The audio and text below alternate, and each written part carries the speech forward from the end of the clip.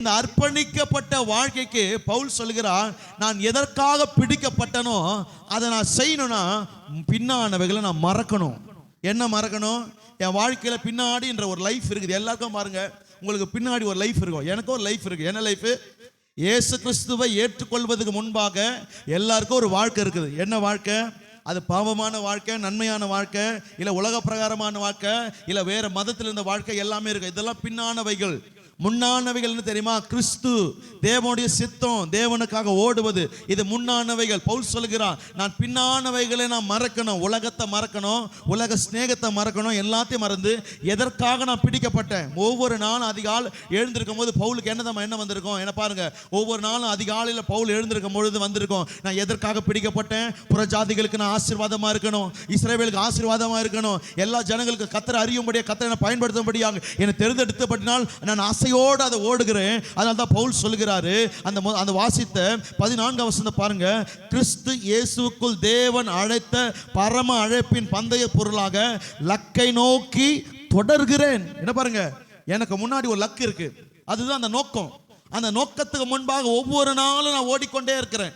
இந்த ஓடுறதுல மாரத்தான் ஓடுறது எப்படி தெரியுங்களா?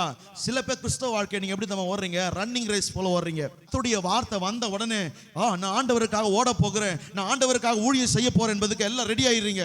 1 2 3 சொன்ன உடனே எல்லாம் வேகமா ஓடி போயிட்டு என்ன பண்றீங்க? அந்த கோட்டை தொட்டுறீங்க. கிறிஸ்தவ வாழ்க்கை என்பது லக்கை நோக்கி ஓடுகிறது. அது ஓட்டம் கிடையாது. ஒரே நாளில் ஓடிட்டு எப்படி தெரியுமா? வாங்க சபையோட எழுப்புதலுக்காக நாம் ஜெபிக்கலாம், ஜெபிச்சுட்டேன். ஆண்டவருக்காக ஊழியம் செய்வதற்காக வாங்க, சீஷத்துவ கூட்டத்துக்கு வாங்க, வந்துட்டேன், ஸ்தோத்திரம். அடுத்தது வாங்க ஒரு நாள் ஊழியத்துக்கு போகலாம், நான் வந்துட்டேன், ஸ்தோத்திரம். இது எல்லாம் செய்வது ஒரு நாள் ஓட்டம் கிடையாது. கிறிஸ்தவ ஓட்டம் என்பது அனுதினமும் நான் ஓட வேண்டும். ஆசையாக, எதற்காக நான் பிடிக்கப்பட்ட இந்த உலகத்தில், அதுக்காக தான் ஓடணும். வாழ்க்கையில் ஆசையோடு எதற்காக நான் அழைக்கப்படும், அதுக்காக தான் நான் ஓடணும். என் வாழ்க்கை இந்த ஓட்டுற வாழ்க்கையில் நான் இப்போ பாருங்க, 10வது மாதம் எல்லாம் வந்து உட்காந்து கேட்டுக்கொண்டு இருக்கிறீங்க. ஒன்று 2 மாதம் தான் இருக்கு, இந்த வருஷம் முடியும். ஒன்று 2 மாதம். இந்த 10 மாதத்தில், இந்த 9 மாதத்தில் ஆண்டவருக்காக நீங்கள் என்ன பண்ணீங்க?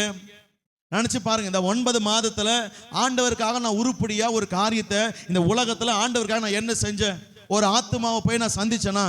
தேவனுக்காக இயேசுவை பற்றி சொன்னா? நான் என்ன சொல்றேன்னா, ஊர்லையும் இல்லை, மற்ற வெளியிலும், எந்த இடத்துலையும் நான் ஆண்டவர் நல்லவர், இயேசு கிறிஸ்து என்னை ரட்சித்தார், பாவத்திலிருந்து என்னை மீட்டெடுத்தார், இவர் தான் நல்லவர், அவர் என்பதை குறித்து நம்ம சொன்னோமா? சொல்லியிருக்கவே மாட்டோம். ஆனால் வாழ்க்கையில் மட்டும் பார்த்தா 24 மணி குடும்ப பிரச்சனையும் வாழ்க்கை பிரச்சனையே நம்ம ஆண்டவர் சமூகத்தில் வந்து ஜெபித்து கொண்டிருப்போம். ஒவ்வொரு மாதம் வரும்பொழுது வாக்குத்தத்தம் என்பது ரொம்ப நல்லது, வாக்குத்தத்த வசனம் என்பது ரொம்ப நல்லது. வாக்குத்தத்தம் மூலமாக ஆண்டவர் பேசணும், நிறைவேற, எல்லாம் உண்மை.